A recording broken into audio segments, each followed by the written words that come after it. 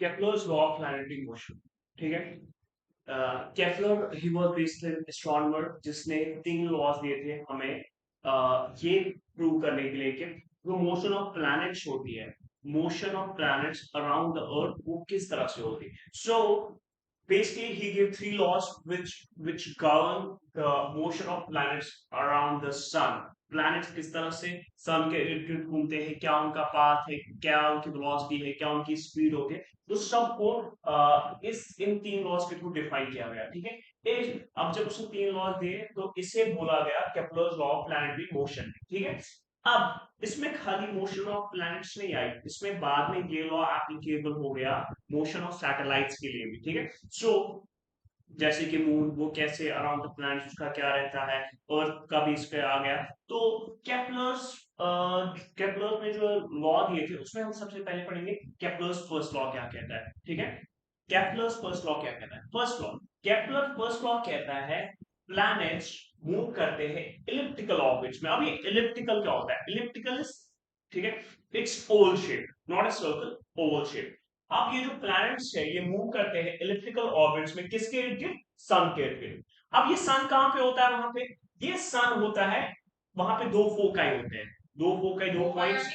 Foci means points. So sun जो होता है उसमें से एक फोकाई पे होता है, ठीक है, उस इलिप्टिकल ऑर्बिट शॉर्ट है। इसका मतलब ये होता है ये जो ऑर्बिट होता है यानी ये जो पाथ होता है एक प्लैनेट का, एक प्लैनेट का जो अपना पाथ होता है जिसके थ्रू वो सन के इर्द गिर्द घूमता है, वो इलिप्स होता है। Ellipse means it is Oval shape. ठीक है।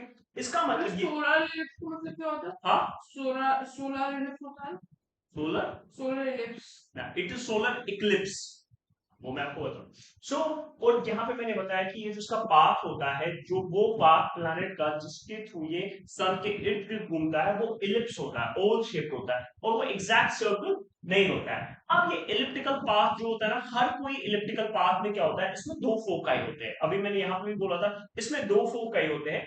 पहली फोकाई में यहाँ पे सन जो होता है वो उन 2 फोकाई में से एक फोकाई पे होता है। ये है first law of Kepler's first law. इसकी डायग्राम होता है उसमें से एक। हाँ, ये इस डायग्राम से आपको समझ में आ जाएगा। देखो ये यहाँ पे 2 फोकाई है, F1 F2। ठीक है। सन यहाँ पे F1 पे है, किसी भी एक फोकाई पे है यहाँ पे। ठीक है। ये इलिप्टिकल पाथ है, it's in somewhat Oval Oval shape. और ये जो P है ये प्लैनेट है।